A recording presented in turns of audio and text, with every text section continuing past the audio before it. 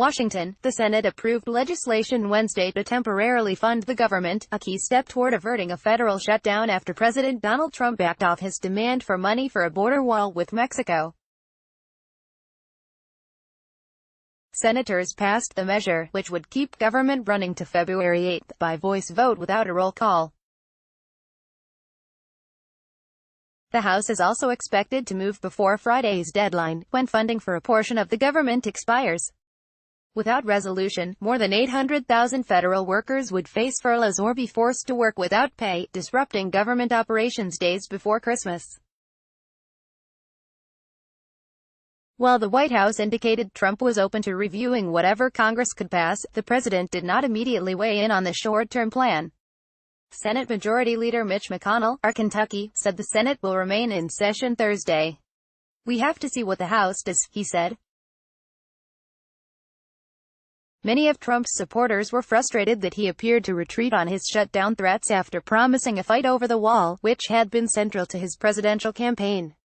Just last week, Trump said he would be proud to shut down the government over his demand for $5 billion for the wall. Some allies described the move as caving on his pledge, expressing concern that it could hurt Trump's 2020 prospects. Representative Mark Meadows, RNC, a leader of the conservative House Freedom Caucus, said Trump's political base will just go crazy if he signs a bill without wall funding.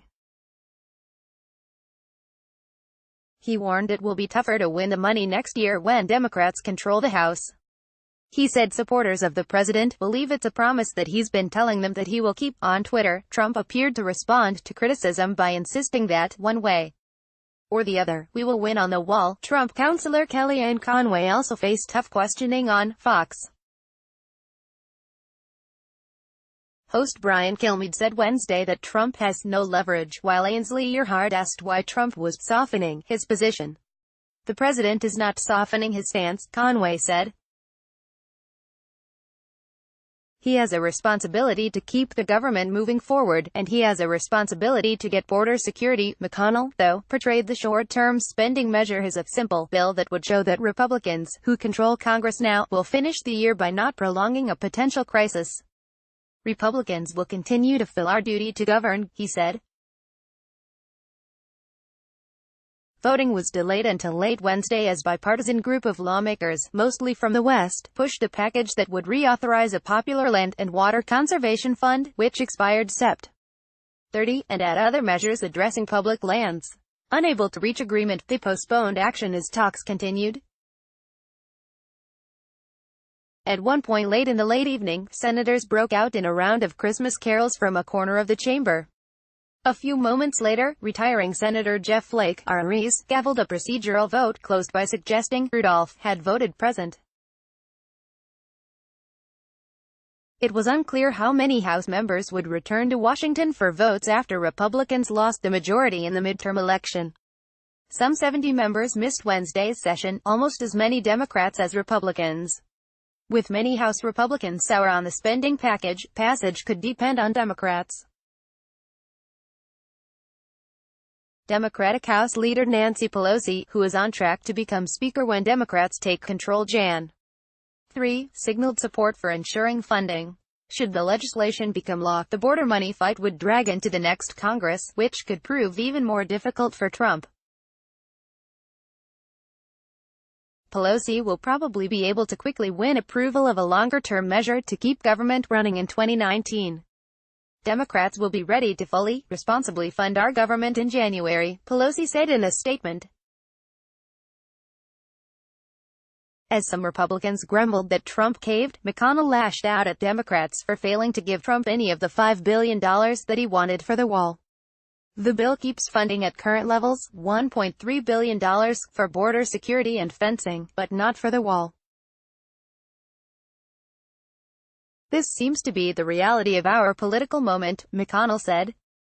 "It seems like political spite for the president may be winning out over sensible policy." Senate Minority Leader Chuck Schumer of New York said Democrats oppose Trump's border demands because the wall is inefficient, and because Trump, as a candidate, promised that Mexico would pay for it, which Mexico has refused to do.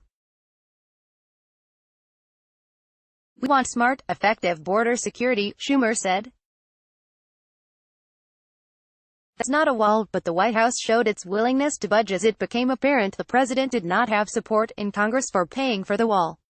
White House Press Secretary Sarah Huckabee Sanders indicated earlier this week that Trump did not want to shut down the government. She said the administration was looking at ways to find the money elsewhere, though that was uncertain because it would also likely need congressional approval. Congress did pass legislation to fund much of the government through the current budget year, until next October. 1. At issue is money for 9 of 15 cabinet-level departments and dozens of agencies, including the Departments of Homeland Security, Transportation, Interior, Agriculture, State and Justice, as well as National Parks and Forests. The stopgap measure would approve government funding at existing levels for those departments, without a boost for the border. It would include a temporary extension of a national flood insurance program, the Violence Against Women Act and other measures. Several lawmakers have complained that the appropriations process continues to be tangled in partisan politics. Top appropriators had tried to improve the process this year by passing bipartisan bills that would have funded those agencies, as they hoped to stem the cycle of shutdown crises. They lamented having to abandon those efforts for the temporary measure. Sen.